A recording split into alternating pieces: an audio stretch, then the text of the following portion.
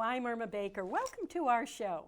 If you're a regular viewer of our show, you know that every year we have the great pleasure to bring back a special guest to give us an update on Social Security. He's here with us today, so let me welcome Robert Fenn. It's so great to have you back with us, Robert. It is my pleasure. Thank you for the opportunity, as always. You know, when the year starts again, I'm thinking about this show, and so it's a great opportunity. We start communicating way back in December and January. Just to be prepared. It's time to think about coming back on our show here. Yes, yes. So it is great to have you back, and you always bring us such good information. What do you want to start with today? Well, right now I like to start with the thought of next month. Next month is going to be National Social Security Month, and with that conversation is My Social Security.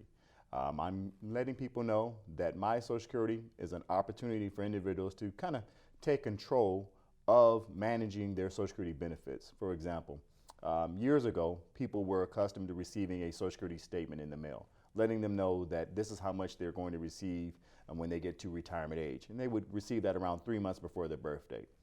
Changes. Then that Social Security statement was mailed out in increments of 5 years, age 25, 30, et cetera, all the way up to age 60. The Social Security statements are now only mailed out once an individual reaches age 60, and it's mailed out one time per year. Now, what if someone's less than age 60 and they would like to know, okay, I'm working, but how are those benefits being calculated? You know, how much am I eligible for? Individuals now can go to our website at socialsecurity.gov. They can simply look for the word My in red lettering. Just scroll the screen down a little bit, and then they'll see My Social Security. Click that link. They'll answer a series of questions. In which next month I'm going to talk about them a little more in depth about that registration. But what would happen is once they have registered, they'll be able to see how much they're eligible for at age 62, age 66, whatever the full retirement age, and age 70. And even just as important, they can continue to make changes such as their phone number, their address, if they needed proof of their income, known as the SSA 1099, because we're in tax season. So people need those things. So all of these things can be done through the My Social Security portal. So that's big, that's huge. You're going to see me talking about it wherever I can be in the month of April as well. So in the month of April, you're going to be on the road a lot, going and talking to people and telling them. And really, to put it in very simple terms, we're talking about an online opportunity through the Social Security website where anyone who is working and contributing to Social Security can go right online, real time, and get information. I know I was just on, earlier this week. I went to my account because I wanted to check some of my history. Right. The history is on there too. Yes, the history is there. And again, so it's perfect for those who have not filed for the Social Security benefits or have filed for their benefits. Both of those groups can look to find out how much am I eligible for or what changes I need to be made. And just so I should give a little backdrop, a little more on that, because individuals wanted to know, what other options do I have? We're accustomed to walking into the Social Security office. People still can do that, not a problem. People still can call the 800 number, 772-1213, not an issue. Or another option is our online services. And there's several different options that they have on our online services, but this My Social Security portal is another avenue to assist the public to find out, okay, how can I make sure I'm managing my Social Security benefits? And when you say portal, that's a word that maybe computer people are more familiar with, but to the general person, a portal is an opening. It's a way that you can, it's an opening for you to get into your account with Social Security. And now people are going to say, yeah, but that's dangerous. All that. Yeah. Well, I know just from doing it this week Yes. that the security is high. You want to talk a little bit about that? Yeah, everything that Social Security does is going to be with the utmost highest that we can state, comfort level to make sure that everything that an individual is doing on the other side of the computer is the right person. Social Security has a screening mechanism which the person is going to answer a series of questions to make sure that person is who they say they are. Individuals will answer these questions. And again, I'm going to go over this next month, what have you. But just to give a little insight there, there's also what we call multi-authentication. So that person is going to get certain texts and emails to prove who they are. So again, yes, it is safe. It is another mechanism for individuals to have that access to their Social Security record. My mother, I told her the same thing in order to make sure that she was able to access her benefit. In fairness, I didn't want Mom to call me all the time. Robert, can you change my phone number? Mom, I can't do that. But here's an opportunity for you to do so through the My Social Security website. Probably the most challenging part of getting involved with this online portal is setting it up in the first place.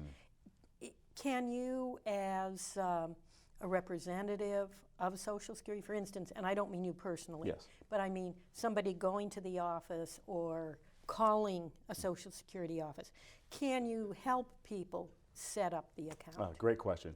So if an individual calls, we cannot help them via the phone. We can assist the individual if they are doing it themselves, and let's say something happens, then they can call us and ask a question, then we can at least give them some possible guidance, possibly depending on what they're asking us. The other option, yes, they can come to our office, show us a current U.S. passport, driver's license, or state ID, and then we can use that as verification to maybe bypass those questions, what we call our registration support. And so they won't have to go through all those scenarios. I've done it myself, and it asked me questions like, did I live on 5 different streets? And I couldn't remember all the correct streets that I lived on. In that case here, the computer said, I don't know if you are who you say you are. So then I would have to go into the Social Security office, show my ID, and then I can bypass that. So there are other ways in which we can assist an individual, but we cannot just say, who is this on the phone? Yeah, and guide them. So in person, or if they can go through those questions themselves. Most individuals do. Several million individuals have already registered for their accounts, but if those who are having any trouble, or if they're just not certain, they're more than welcome to come to our office, bring the current ID that I mentioned, driver license, U.S. passport, or state ID, and then we can assist them from there. That's a big help, because really you're talking about money that may be the only thing that people have to live on, and they certainly don't want to take any chances, any risks with it. Absolutely. Well, anything else you want to tell us about my account? Yeah. Well, in terms of the My Social Security account itself, again, I just want people to find out for themselves, how easy it is for them to use that. We do have in certain states, not all, in certain states, an individual can now obtain their Social Security card by going to that same website, My Social Security. And then there's a series of questions they have to go through, and then there's things beyond my pay grade in which people are linking up their systems to make sure that they say who they are. But once an individual decides to do that, they can get a simple replacement card, not a name change or anything like that, but if just a U.S.-born individual and they lost their Social Security card, in certain states they can obtain that. Pennsylvania is doing that. Michigan is doing that. So eventually, I know that Ohio is going to have to do that. We don't always like those states at certain times of the year, right?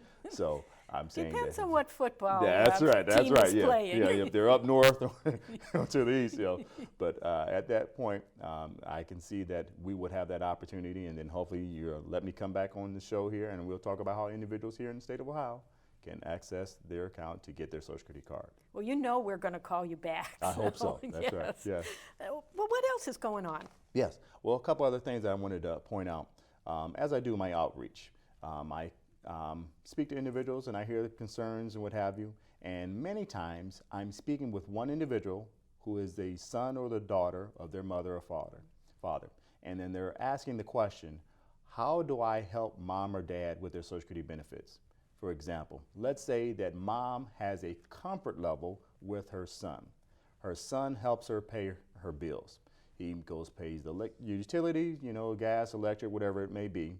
And then because of that comfort level, mom may also say, I want your name next to my name on my bank account, all right? And then so sometimes Social Security, we mail letters, or we're contacting the financial institutions just to make sure that person who is withdrawing those funds is the person who should be drawing those funds. Now, sometimes in life, mom may not be doing as well physically, all right? And it makes it easier for mom to say, son, here's a check, go pay whatever bill may be. Those same sons and daughters will contact Social Security and saying, hey, I don't want to have to run back and forth, to go get the check from mom. I just want the money to go to this account so that way I can just write it out myself. That is like a little clue to us to say, okay, can mom handle her own affairs? Now, we're not talking about just physical. We're talking about mentally. Can mom say, this is how I want my monies to be allocated? You know, can mom say, I know the bills are due on the 1st, 12th, whatever it may be? If mom is not able to, we have a term called representative payee. Let me make sure I take a step for that. Many people are accustomed to hearing power of attorney, POA. Unfortunately, some people think by having POA, power of attorney, this allows them to have access to make changes for someone's Social Security record, and that is not the case. The way that I look at it and the way I describe it is that POA, there's different kinds of POA, but a POA allows an individual to take care of state governing things. The representative payee that I mentioned, that helps with federal. That means that when someone contacts us, we will see their name next to mom's record, and that individual is now responsible to make sure that those Social Security funds are being properly administered. Now, it does not allow a person, if they have a representative payee, if they are the representative payee, it doesn't allow them rights to do something else. You know, it doesn't help them, you know, change the probate court records or file taxes or do anything like that. It's just for what Social Security has. So what you're saying is this is strictly a relationship between the Social Security recipient, someone they want to designate to help with managing those funds, and is recognized by Social Security. They are recognized by Social Security because we also receive medical documentation from a doctor saying that, in this example that I use, that mom is no longer capable of managing or handling her own affairs. Once we get that documentation, then we can decide the person who's in front of us, son or daughter, if they are the best person to be the representative payee. I know it doesn't sound sweet, but I think your viewers will agree with me. There are some of us who have a better relationship with our friends and family than our family members, right? You know, so even though I have a good brother, I have a friend who I've been going to school with all my years, and we're really close. I may trust that person more so than my own brother. So we like to make sure that whoever we're speaking with, are they the best suited person to assist, my example, mom, in managing her affairs. So again, there's a difference in power of attorney and representative payee. Power of attorney helps state governing issues. Representative payee helps us at Social Security recognize you as an individual to manage someone else's affairs. And then they can go to the bank, we send them documentation, and then they have to, the account, in my words, it will say your name for, that's key, the word for this other person. John for Sally. You know, it's not John and Sally, because if it's written that way, John and Sally, that means Sally could still get the money herself. But when it's John for Sally, only John is able to access those funds. And then each year we will mail a letter out to John saying, hey, we mailed you X amount of money. Did you get X amount of money? How did you spend X amount of money? And then record that back with us. So that's the representative payee process. I wanted to bring that up to bring another part of when I'm out doing my outreach and the sons and daughters talk to me, and sometimes it's another son and daughter who will say, I'm not certain if my brother is actually paying the money correctly for my mom. And that is something that we call possible misuse or abuse of funds.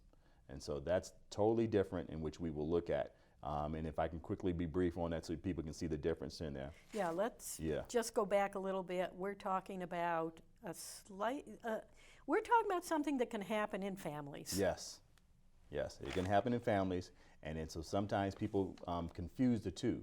Let's say mom has all her bills paid, and then the son decides, I want to buy mom a new computer. I want to buy mom some tickets to Hamlet. I want to buy mom whatever. And another sibling says, I don't think you should use her money that way. That may be possibly improper use, possibly, not definite. Versus, what if mom's bills aren't being paid? Mom's rent, mortgage, you know, property tax, whatever it is, are not being paid, and the individual who is a representative payee decides to go out and buy something else, use the money for I don't know, other entertainment, or something that's not as appropriate, whether it be drugs or something not as serious, buying cigarettes instead of buying food. That would be misuse versus someone who has abuse of their funds. My point with that, we as Social Security, we have no problem with individuals letting us know, and then we will ask for documentation. What proof do you have? So that way we can make a decision to see if whether or not the person who is currently the representative payee should no longer be the current representative payee. Then we have to see how we can get someone else or an organization to become that parent's representative payee. This is all part of really a very complex system of checks and balances to make sure that the person who actually contributed and whose employer along the way contributed those funds into Social Security is now the person who is getting the benefit of the Social Security benefits. That's right. That's part of our stewardship. We want to make sure that we are paying the correct person the right amount of money at the right time.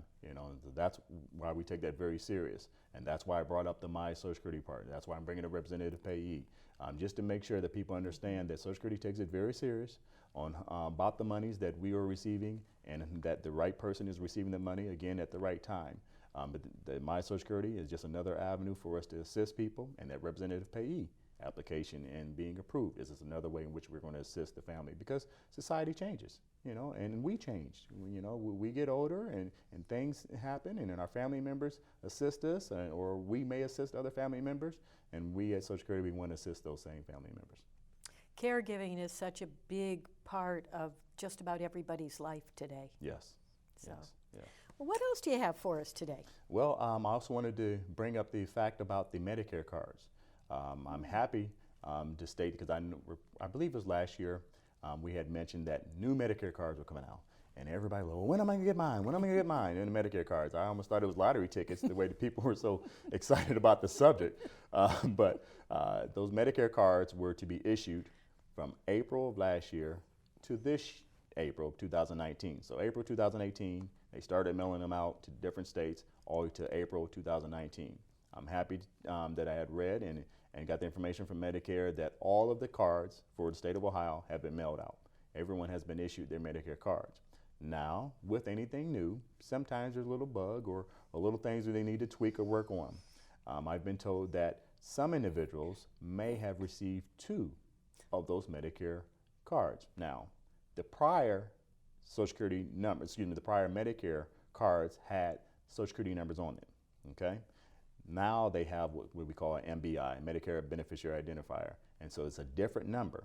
Some people receive 2 cards with 2 different numbers on that. So we are encouraging individuals, contact Medicare. They can then look at it to see what happened, and then they will let the individual know which card they should use, which Medicare number they should use. But they're aware of it. I just want to make sure that your viewers are watching and they're saying, okay, well, I'm one of those people. I got 2. What am I supposed to do? Contact Medicare. They'll give you the guidance, and then they'll tell you which card to use. So that's the Medicare Beneficiary Identifying Numbers. And what you're saying is, don't contact Social Security, contact Medicare if you are in that situation where you receive 2 cards. And I think the big thing here is that the Social Security number is not on any of the new cards. That's right. So it protects individuals. And this started from 2015, and where the president signed in law to say, okay, we need to find other ways to protect individuals from identity theft, and to make sure that whatever we're mailing out, it's clean, if you will. And so individuals can now say, all right, this number that I have, this new MBI number, it's totally what they call it's non-intelligent, meaning there's no thought behind it. There's a reason for the madness, if you will, but there's no set. It's just random, no set way in which they set it up. Other than there's a process, and so now this new process is allowing them to have this new number in which they can contact their doctors, pharmacies, other health insurance, and other places that deal with their medical needs. They're going to be able to use that number in order, just like before, so that way they can make sure that all their bills are being paid through Medicare. It sounds like there's been a lot of background work and probably a lot of thought and planning. This isn't something that happened overnight. No, it definitely didn't. I remember in 2003, and we had the Medicare Part D, and there was conversation then, what are you going to do about the Social Security numbers on the Medicare cards? And so we have 2003, 12 years, 2015, they said, okay, now we have something in plan, because it's not as easy as what everyone thinks. Some people think that, okay, all you do is take one number off and just give me a new number, and but just think about it. How many times have you been to the doctor, and how many times has the doctor submitted a bill, or how many times have you filed a prescription or filled out something that needed that Social Security number that was related to the medical part? That would mean all of those things are related, and that would mean all of that has to be changed. So they have to think of a new system in which is going to be easy to roll out and for each individual to understand it. It takes time, just like anything else. But I think that they are in the right direction to making sure that everyone has the protection that they need for their Social Security numbers. Well, now I have to ask you something that really struck me when we were emailing back and forth to get this set up. You gave me a list of different things that you wanted to talk about, and one of them really struck me because I want to know how you put my name on a Social Security product or process, because it says IRMAA. It even got my middle initial right. Yes. How did that happen? But we do have something called IRMA. And what IRMA is, and now it's IRMAA, Income Related Monthly Adjustment Amount. And what that is, there's different parts of Medicare. Now, I know you may be looking for some type of royalties or what have you, but I don't think it applies to this case. What that means is that Medicare has 4 different parts. There's A, B, C, and D. All right. Now, that Part B, what people may not know, is that the U.S. government actually pays around 75% of the Medicare Part B premium. And then the individual is actually paying 25%. Now, what happens is, due to IRMA, Social Security gets information from IRS. IRS sends us 2 years prior to that what the individual's income was. And then that income lets us know how much of the 25% that they're paying, if it's going to be increased. Maybe now they have to pay 30%, 50 or 60%, or up to 80% of their Medicare Part B premiums. Now, again, we get it through IRS, they send it to us. And the qualifications, what they look for, the IRS, is that if an individual files for their taxes and it's their total income, everything, not just Social Security, total earnings that they have, is over $85,000, that individual could possibly be subject to the IRMA, meaning that their Medicare is going to be adjusted. If they're a couple, then that dollar amount is $170,000. Now, if they're underneath those dollar amounts, the 85, the 170,000, then they're going to pay the standard, in this case, in 2019, $135.50 for their Medicare Part B. But if their income exceeds that, then they could see an adjustment to their Medicare Part B premium. So that's what IRMA is. Not you, but the government's title, is IRMA for that. Well, you talked about royalties, but I'm more concerned about, don't blame me. Yeah, don't blame you. That's right. Yeah, IRMA didn't do that. That's right. Yeah, this IRMA didn't do that. Yes. So, but yes, we do have that, and I just want to make sure that your viewers are aware that it is true that some individuals are paying different amounts for their Medicare. It's kind of funny, and it's not. I say that people tell you what they want you to know. They may not always tell you what you should know. So friends and family, when they get together during the holidays, what have you, I'm paying $100 and some. Well, I'm paying $100 and this, or I'm paying $200. Well, how could that be? Something must be wrong. No, not always. Doesn't mean it's wrong. It's because that person you're talking to didn't tell you that they had all this other money. They didn't tell you had, the other savings and the royalties that are coming to them, right? They just said, how much is their Social Security check, all right? But then when we look at their record, we say, oh, IRS has notified us that you have extra property, that you have additional income. You've had these 401ks, these stocks, these bonds, money stuffed into the mattress, whatever it may be. We found out, in terms of, that's just joking about the money stuffed into the mattress. I don't want anybody calling me, hey, how you know about that? But in terms of Social Security benefits and getting some information from IRS, we find that out, they notify us, and then that could affect their Medicare Part B premiums differently than someone else in the same family. Well, it sounds like anyone who is above that 85,000 as a single or 170,000 as a couple, you don't want to tell anybody that you're paying that extra amount because they're going to know that you've got bigger income. Yeah, the bigger income. Yeah, but common people stay in the same circle, so they probably already know. But yes, that would be the guideline that which IRS is sending to us in order to affect their Social Security Medicare benefits. Well, we are just about out of time already. Yeah, so anything else that you want to add in right here at the last minute? Well, there's something I should mention in regards to that Medicare card, and I brought it with me. If someone is finding out, okay, I got the card, and I just want to make sure it's okay. There are certain letters that I mentioned in that random process that takes place. There are certain letters that are not going to be used, so you know that you actually have a new Medicare card number. And those numbers... Now we're talking now about letters that should not be on the card. That's right. So the new numbers and uppercase letters, they'll use the numbers 0 through 9 will be on the new card. All letters from A to Z except S, L, O, I, B, and Z. I repeat, except the letters S, L, O, I, B, and Z. Those will not be on those new Medicare cards. So that way I want to let individuals know that that's how you can tell whether or not this is legit, okay? If someone was to mail something else to you that had an S, L, O, I, or B, and Z on it, that's not correct. Now, the Medicare cards are mailed in an envelope, white envelope, and so some people just laid it on their desk and they didn't pay attention to it, but they open it up and they'll see they have the new Medicare number, but those letters that I mentioned will not be on the new Medicare cards. Robert, thank you so much for being with us. We are totally out of time. We'll bring you back again, and we hope that all of you will tune in again to watch our show. Thank you so much, and have a wonderful day.